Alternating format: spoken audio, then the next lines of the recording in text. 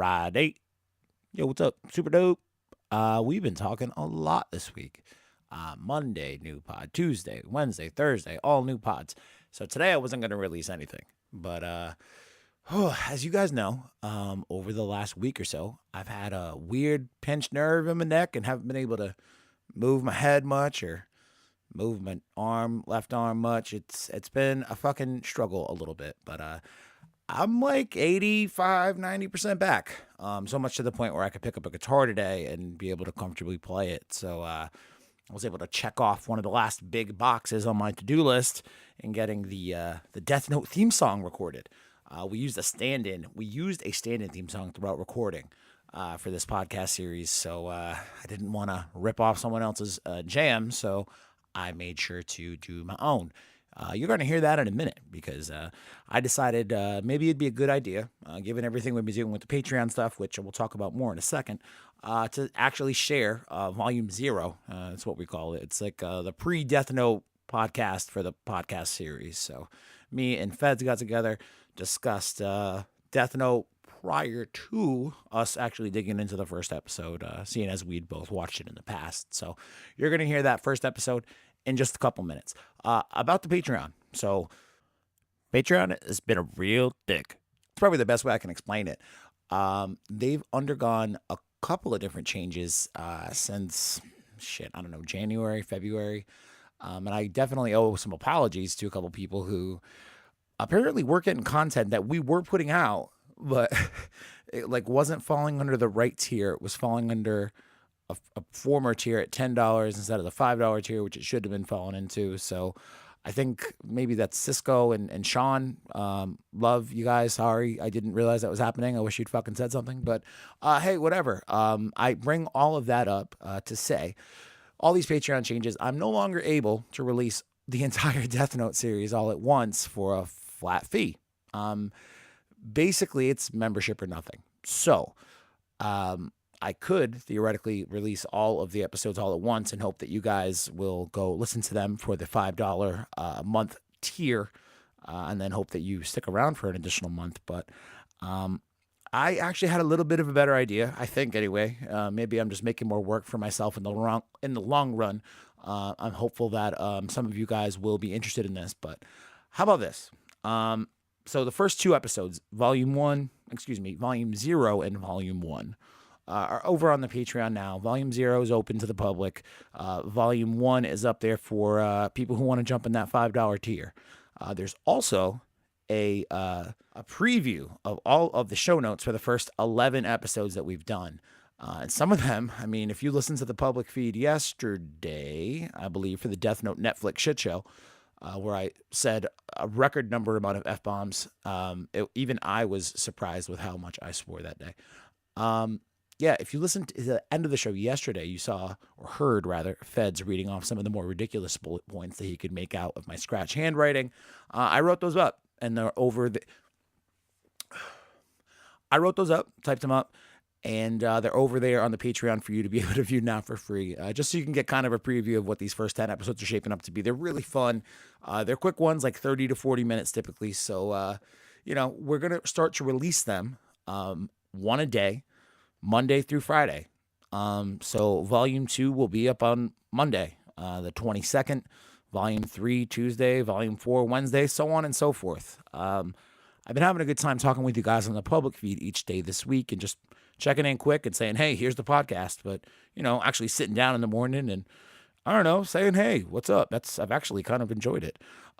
So I think I'm going to carry it over to the Patreon. So we've already recorded all of these Death Note podcasts. We've already recorded half of Cowboy Bebop, and the second half is starting this week for the last half of recording. So we've already got like 50 episodes in the queue. And if we're doing 5 a week, I don't know how math works, but what is that? Like fucking 10 weeks if we don't record anything from here on out, which again, we are continuing to do. So yeah, if you want to go join the $5 tier on the Patreon, you can get on that Monday through Friday plan with this Death Note Super Dope. And then, when we go to Bebop Super Dope and then whatever other ones we're doing on the way, we can talk about that more if you're on the Patreon. And while we're on the topic of new patrons, welcome to the $1 tier, Mr. Caleb. Caleb, He is the co-host of the Holy Nerdy podcast. If you did not hear my discussion with them a couple of weeks back, I suggest you go listen to it. Stitcher, Spotify, Apple, all the places where the podcasts live. We only get into it about Vic for about an hour at the end. It's only 3 hours long. Go check it out. What else? Oh, yeah. Old Patreon stuff. So, and by that I mean My Hero Academia and the original Dragon Ball, the OGDB Super Dope. Those are actually all free right now. There's 25 episodes over on the Patreon. So even if you don't want to go hop on Death Note, maybe you're not a fan of Death Note, maybe you don't have $5 a month, whatever. Go hop over to the Patreon and there's 25 episodes up there for you for free between My Hero Academia and the OG DB Super Dope. And personally, I love My Hero Academia. I'm very passionate about it. And OGDB is just such a fun fucking episode. It's just such a fun series, rather, to do episodes with, because lots of comedy, lots of laughs, dude, lots of good times. Also, lots of drinking in that one for some reason. But yeah, we got some free stuff up there. You get the preview of the show notes for the first 11 episodes of Death Note. We worked hard on these. Well, hopefully you'll go check out the Patreon and consider the $5 tier. Like we said, all the material is already recorded. 85% of the way edited. I just got a couple of last minute things. Mostly they revolve around dropping in the theme song that I just recorded this morning that you will hear in a minute. But yeah, I'm hopeful. My goal is 10. If I can get 10 of you guys to be able to hop onto the Patreon, that $5 a month tier, I'll consider this a worthwhile thing. And we can see if we can keep this going. I don't know, maybe past Death Note and Bebop. Not too thrilled with Patreon and how they're changing things, but they have another change coming on May 7th that basically said, hey, if you want to keep your old rates and we don't get to take even more of the money, you have to make a decision. So this is my short on time decision. I'm hopeful that at this point next year we'll have enough premium content, quote unquote premium content, to do something else with it outside of Patreon. So in the meantime, help support us, patreon.com/Dragon Ball Super Dope.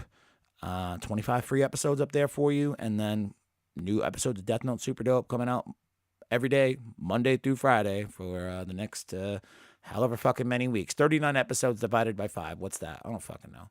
It's like 8 weeks almost, right? Sheesh. Maybe I'll sprinkle in some other shit, make it a full 8 weeks. Who knows, man? All right.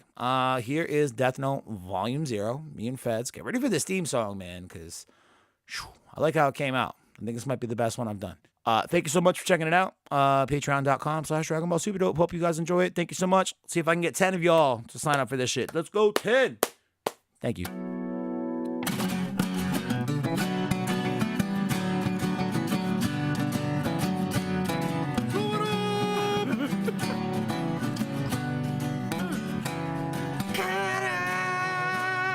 This fucking song pumps me up like none other. Really? When they did the second Death Note theme song, I was like, what the fuck is this noise? Because that's what it sounds like. Noise. The second one's way more metal, though. Different variations of metal, I guess. So if you're listening to this today, welcome in. I guess we'll just call it Death Note Super Dope for now, because, yeah, I guess that worked. yeah, I didn't really put in a name. No real thought on that. But if you're listening to this, we're going to assume we're recording this today on January 2nd of the new year. So Happy New Year. I don't expect you guys to hear this till April. So Happy New Year retroactively 3 months ago. And we, surprise, are going to release a full, complete set of Death Note podcasts on our Patreon starting today. Woo! We're kicking off the first episode with one of my best friends for the last 15 years. My brother Feds. What is up, everybody? Yo, I'll tell you what's up. Fuck you for having never been on a podcast before. The thing with Feds is he doesn't really fuck with anime, but I made him watch Death Note like one time. And that was it. He went home and binge watched the whole thing in like 6 hours. Yep, or pretty much. However long it could the least amount of time possible. It was like a month, but still. It was quick though. It was quick. That shit bit you hard. And real hard. And one of the many animes that got suggested to us to review or talk about or whatever is been Death Note. And there's a couple of reasons for that, I think. And I kind of want to take this first episode not only to like let you guys get to know Feds a little bit more, but just to talk about Death Note as a, I guess like a cultural I don't know. Phenomena? I guess. I mean, to an extent.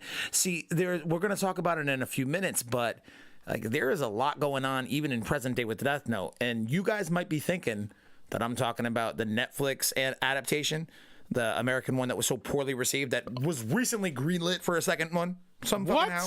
They greenlit it for a sequel. I don't know how that. But there are a million other things going on throughout the entire fucking world that revolve solely around Death Note. So I want to talk a little bit about what I think made this thing so crazy successful and relevant within its time, and even today, especially today when we take a look at the themes a little bit more in depth. But let's talk about it. So taking off, I don't know, one of the Wikia pages, I don't give a shit, just for sake of like completeness, I like to borrow these things. Death Note, or first racist comment, Death Note, is a Japanese manga series written by Sukume Oba and illustrated by Takeshi Obata. The story follows Light Yagami, a high school student who stumbles across a mysterious otherworldly notebook, the Death Note, which belonged to the Shinigami Ryuk, and grants its user the power to kill anyone whose name and face they know. The series centers around Light's subsequent attempts to use the Death Note to change the world into a utopian society without crime as a godlike vigilante named Kira. We'll get into Kira and how that in and of itself is kind of racist, and the subsequent efforts of an elite task force of law enforcement officials, consisting of members of the Japanese police agency led by L, an enigmatic, what's the word? Enigmatic. Wow, so I was saying it right. International detective to apprehend him and end his reign of terror. First serialized by Shueisha Manga Magazine Weekly and Shonen Jump from December 2003 to May 2006. 108 chapters total, published into 12 volumes between 2004 and 2006. Obviously, we're going to be talking about the anime adaptation. 37 episodes total. So we'll see if we can stretch this bad bitch into 40 episodes. I don't know. Maybe we can do that. Maybe more, maybe less. Who fucking knows? Anime was developed by Madhouse, directed by Tetsuro Araki. A light novel based on the series written by Nisio Isin was also released in 2006. Additionally, various video games have been published by Konami for the Nintendo DS. So I don't own a DS. I don't think I've ever played one. I've seen one, but I didn't realize they even made fucking video games for this shit. What the fuck does a Death Note video game look like? I have no idea. You run around like feverishly scribbling down people's names and and like dates and shit in a notebook. This person is doing wrong. I must write his name. Like that would be probably as entertaining as that Japanese businessman game that we had for SNES / Super Famicom that one time. Yeah. We bought it with the expectation that we'd be able to beat people up with briefcases and throw phones at people and shit, but that was not the case. no, dude, it was just a lot of making text-based decisions with if you can't read Japanese, It's pointless. it's pretty much pointless. We did use some kind of cheat code to go see the end of the game because I wanted to see how the Japanese businessman story concluded, but it was just more text. Yep. I don't know what happened. I assume his career was very successful and he ascended through the ranks to break through that middle management glass ceiling and become CEO of some Japanese company. Maybe. Yeah. Additionally, the series was adapted into 3 live-action films in Japan on June 17th, 06, November 3rd, 06, and February 2008, and a television drama in 2015. I have never watched Neither have I. I've never watched any of the live-action shit. Nope. Not I heard even Netflix. I heard the Japanese ones are decent. Yeah. I read a little bit about the most recent installment, I think, of the television drama. Oh, no. It was this 4th film. A mini series entitled Death Note New Generation and a 4th film were released in 2016. An American film adaptation was released on Netflix on August 24th, 2017. Literally watched it for a half hour. Did you get sick to your stomach and throw up? Pretty much, yeah. That's what I did I when was I watched like- Dragon Ball Evolution the first time. I literally got sick. I'm pretty sure I was sick anyway, but the movie didn't help. I did blow chunks. And normally, like, you know me, with movies, I'm like, if it's okay, I'll like it. But for me to turn off a movie a half hour into it, it's got to be fucking terrible. Well, I'm sure the idea that you know Light Yagami and L and all these fucking That's true. characters as the anime versions of them, you're probably like, that's not Light. That's not L. That's not Misa. Like all this shit. No. So it's just tough to right automatically they're starting in the hole. Never mind the poor. I assume poor because I never tried to watch it and probably never will. Maybe I will for this podcast. That'll be like the Dragon Ball Evolution episode of this podcast. Yeah, we can. Yeah. So we'll have to track down 4 Japanese films. Maybe we'll do one on the television. Shit, man. This podcast gets longer and longer as we continue this first episode. Death Note Media, licensed by Viz. That's pretty much it. All right. So we got a basic idea on what Death Note is. Super successful anime that revolves around some kid with a notebook that has the power to kill your ass if you piss him off. Yeah, so don't do that. Don't do that. Don't be a criminal. If you are, You dead. you better make sure your name is secret. Nobody sees your face ever. Or else You're super fucking dead. you dead. You dead. But an anime that only, 108 chapters is, by manga standards, not that, super like- long. Yeah, I was about to say, is that longer now? Really not super long. By anime standards, 37, I'd say is like middle of the road. I mean, if you looked at like law of average shit, just because there are so many one season and done animes. Right. So there are a lot of animes that just float out there with like 10, 15, 20 something episodes, and that's it. Yeah. Death Note having like a season and a half, maybe a little more, or maybe like a season and 3/4 with 37 episodes. It's notable, but the prolonged impact on Death Note, or that Death Note has, not only on the anime community, but like just fucking pop culture in general, is pretty astonishing to me. And I think that I didn't grasp how big it was until I started doing a little bit of research before this sit down today. Let's just talk about recent shit that's happened in the world of Death Note. November 30th, 2018. So, what, 6 weeks ago? Episodes 4, 5, and 6 for the Death Note audio drama were released in Germany. Did you know that there's an audio Death Note drama in Germany? I did not. Can you speak German? No. Although I learned some German words over Christmas. I can speak, most of my German is mostly industrial, so I don't know. A Russian language concert for the Death Note the musical, was performed for the first time on November 24th, 2018.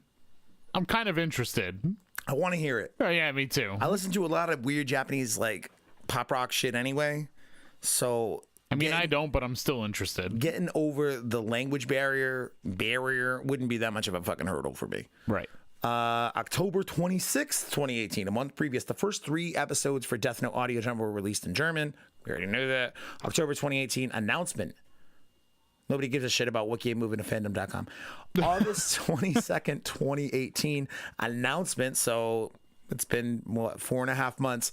A sequel to Netflix's 2017 abortion Death Note film is in development. And a week previous to that, the board game Death Note Confrontation was released. A board game. A fucking board game? What's the What's the end game? the end game is to kill as many criminals as possible without getting caught by the Kira L. crime force and L? Or are you L in that case and you're trying to figure out who the fuck Kira is? It's like, it could be like Clue. Imagine if it was like Clue. I mean, we all know it's Light Yagami at the end Yeah, of the day, exactly. But like at the They just like I don't assign a different character at the beginning of each game. yeah, It's Colonel Mustard in the fucking study with a candlestick and the Death Note. yeah, it could or like Shinigami Ryuk. Misa in the school with the Death Note. Or like, maybe it's just anybody's up for grabs. It could be like L in the pantry eating ice cream And cake. and cake.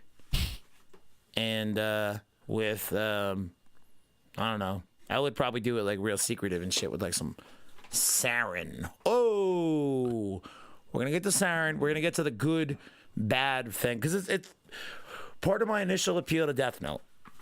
Who do you root for? Who is the good guy? Yep. And we're going to get into that a little bit more in just a couple minutes. But there are a lot of upcoming Death Note things as well. So, January 22nd, 2019, in just a few short weeks, Death Note, Light Up the New World, will be released subtitled on DVD and Blu-ray in North America by Funimation. First 2 Japanese live-action films, Death Note and Death Note: The Last Name, will also be re-released subtitled. So we can get those movies pretty easy now in a couple weeks. January 31st, 2019, episodes 7, 8, and 9 for the Death Note audio drama. Fucking Germans, man. Germans are down with Death Note. Yeah, They're down with the vengeance. That's why. I know. Fucking scary Germans getting influenced by Kira and shit. February 2019, Jump Force video game. Everybody who's listening to this podcast, I'm assuming, knows what Jump Force is. Yep. In case you don't, you do. I don't even listen to the podcast, and I know what it is. All right. So Well, Light Yagami is pretty much one of the big bads in this what I've Jump heard. Force game. That's what I've heard. February 20th, 2019, final 3 episodes for the fucking Germans. March or April 2019, a Light and Ryuk diorama will be released by Onori Creations. July 13th to August 12th, 2019, Takeshi Obata will have his first art exhibition. Huh. And then 2020, Death Note the musical will have a 3rd run in Tokyo. So you trying to go to fucking Tokyo next year? I mean, to see Death Note the musical, I might have to make an exception. Airfare's going to be a bitch. Yeah, I know. Olympics next year, too. Ooh, I didn't even think about that. That's probably why they're doing the run. Probably. Everyone in Because their they're mother's gonna going have to be exactly. They're gonna have a shitload of people there, and they want to. But if I'm an international traveler, I'm probably not shelling out the big bucks to go see a fucking Japanese musical I'm not going to understand a word of. True, and if I'm there for the Olympics, I'm there for the Olympics. Yeah, Like but I'm not. come on, man. You don't go to New York City for one thing and be like, oh, maybe I'll take in a show. Same idea. Yeah, but the Olympics are in New York. They were in like 1980. Were they? Yeah, That's terrible. something like that. Imagine New York in 1980. Never mind with the fucking Olympics in town. Yeah, you know, like What a that. fuck show that place must have been. You know, Must have like, spelled especially strong of piss and puke. probably, Piss! and a lot of homeless people. Oh, yeah. Homeless people, man. Scourge on society ish. World needs a new plague. It's my second Dwight line today. So getting into some of the research for this at least first discussion today. You know what? As we just mentioned a couple minutes ago, one of the big draws and appealing things for me in getting into Death Note was the morality question.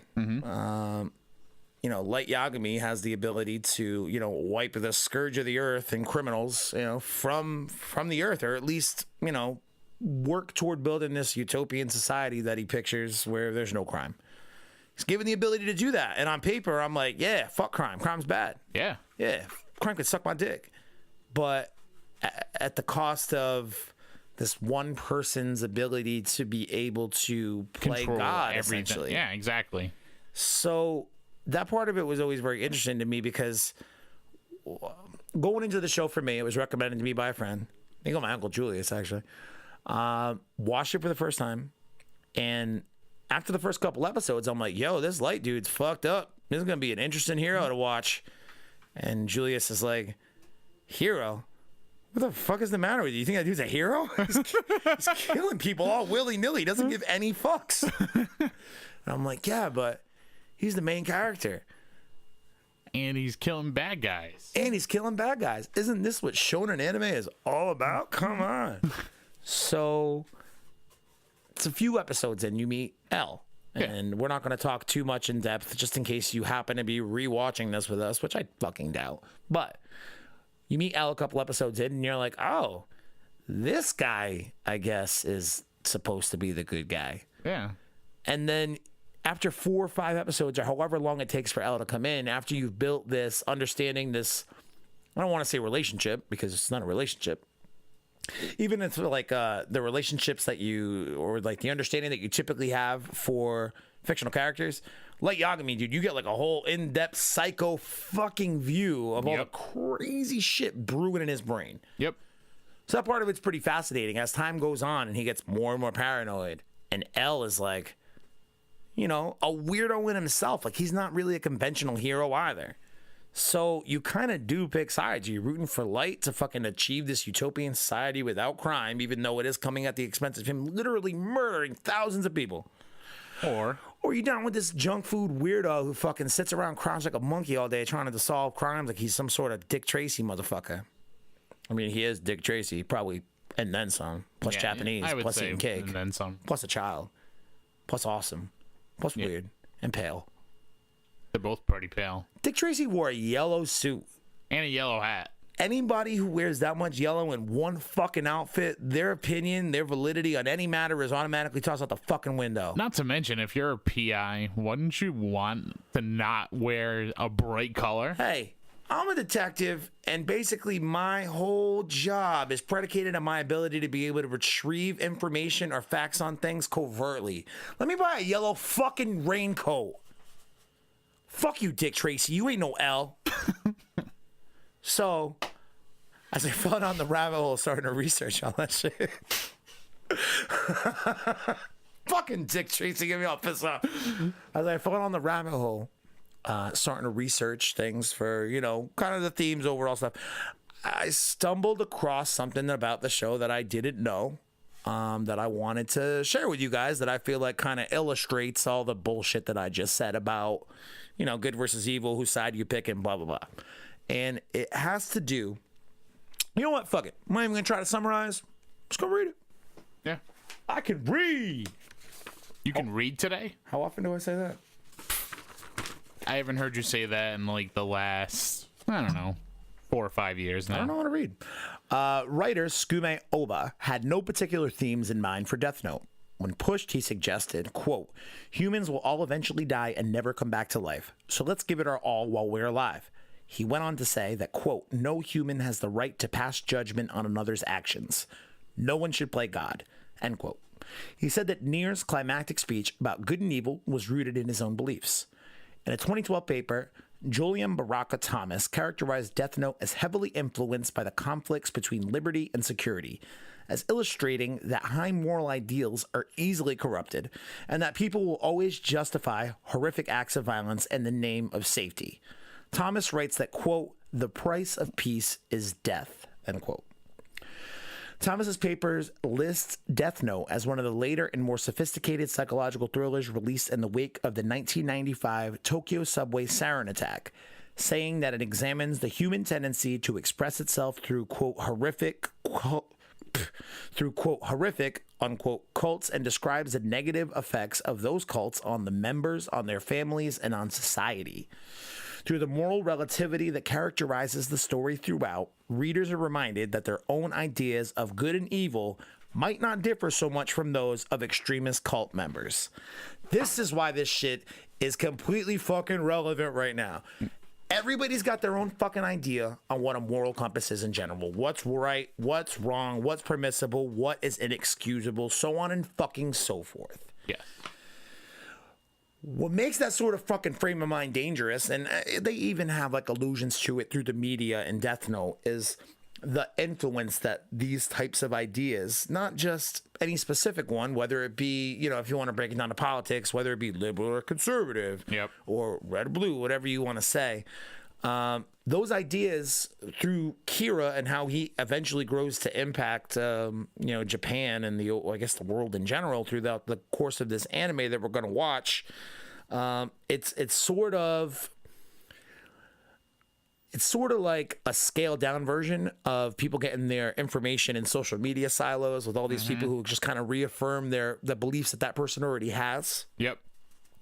You do see, it's Kira. He's killing criminals. He's making the world a safer place. And it kind of develops people on one side or the other. Either you're all about it, he's making the world a better place, and I'm a devout follower of Kira, or, I don't give a shit who this Kira guy is. He's a fucking murderer. He's obviously not a god, because if he was, he wouldn't be fucking leaking things out to the media like he is. He's obviously a child, but I didn't know dick about the Tokyo subway sarin attacks. No, me either. 1995. What the fuck was I up to then? I was 6, probably watching Power Rangers, discovering Dragon Ball. I was 8, definitely watching Power Rangers. For sure. Ridge. Yeah. Probably. No, definitely. Tommy was still a Green Ranger. Yeah. Yeah. I don't even think Tommy was in the picture. Yeah. Maybe. I don't know. Was it 96 that they did the first movie? Yeah. And that was but the movie was the White Ranger. Yeah, he was the White Ranger by that point. Maybe we should do a Power Rangers podcast. That'd be cool. Yeah, would it be though? It'd be cool for like one season and then we're done. Just the original one. Yeah. That's it. Yeah. No. I don't know. Super Dragon Ball Heroes. So, I wanted to read you a little bit more about the Tokyo subway sarin attack. And more or less the people who carried it out. So, who carried out the Tokyo sarin attacks, you may ask? The Supreme Truth. That's who, motherfucker. otherwise known as the Aum Shinrikyo. It's a Japanese doomsday cult founded by Shoko Asahara in 1984. Carried out the deadly Tokyo subway sarin attack in 95 and was found to have been responsible for another smaller sarin attack the previous year. Group never confessed. They claimed that those who carried out attacks did so secretly without being known to other executives and ordinary believers. This is a really weird line. Asahara broadcast his singing, insisting on his innocence through a radio broadcast on a signal they purchased in Russia and directed toward Japan. Wait, so he like sung his Yeah, so basically on those last two paragraphs I read, there was a sarin attack, like this deadly chemical thing. Basically, Right. if you don't know what sarin is, it kills all of your nerves and separates them from your body almost fucking instantly. This attack killed 6 people immediately, impacted over 6,000 people long term. Other people died in the hospital afterwards. People lost their sight for months and months. On the 6th, and following all of that, he decides he's going to purchase a fucking radio signal from Russia and sing a song about his innocence and broadcast the signal to Japan. Imagine all that shit happening in the mid-90s. That's fucking weird. Yeah, that's weird. On the 6th of July, 2018, after exhausting all appeals, Asahara and 6 other followers were executed by Japan 6 months ago. Damn. As punishment for the 1995 attacks and other crimes. On the 26th of July, 2018, the remaining 6 followers on death row were executed by Japan. At 12:10 a.m. on New Year's Day, 2019, Literally yesterday, at least 9 people were injured, 1 seriously, when a car was deliberately driven into crowds celebrating the New Year on Takashita Street in Tokyo. Local police reported the arrest of Kazuhiro Kusakabe, the suspected driver, who allegedly admitted to intentionally ramming his vehicle into crowds to protest his opposition to the death penalty, specifically in retaliation for the execution of the aforementioned cult members. Yeah, that's some way to fucking oppose that. Get this shit, dude. This dude who fucking started this whole cult, Shoko Asahara, he came to Earth as quote unquote, and this is what he told everybody, he is the first enlightened person to come to Earth since Buddha. Yeah, and basically manages to convince everybody that he was able to take on the sins of other people, much like he basically went on in the 90s to re-anoint himself, not re-anoint himself, but like kind of rebrand, like a soft rebrand. Instead of calling himself the first enlightened one since Buddha, he just started calling himself Christ straight up and telling people that he was able to take on their sin if they followed his teachings and ways and all that shit. And he was able to build a cult with a financial net worth of, guess how much? I don't know. 10 grand. 20. $300 fucking million. Are you shitting me? He would get people to buy into this cult. And like one of the main draws, I guess, of this whole thing is like, not only does he have this whole Christ thing where he can take away people's sins, but another big part, as you could guess from the word doomsday cult, is they believe the world's going to end. They predicted the date was going to be in 1997. So as part of this doomsday cult, he told people that he was able to transfer their consciousness, and this is like an old meditation technique. It's called like the art of conscious dying. So I don't know how it works in meditation, or maybe this is how it works in meditation. Basically, before you die as a human, you can either train yourself to do this, I guess, or there's actually people on the other side of the world who will do this for you as part of like funeral fucking services.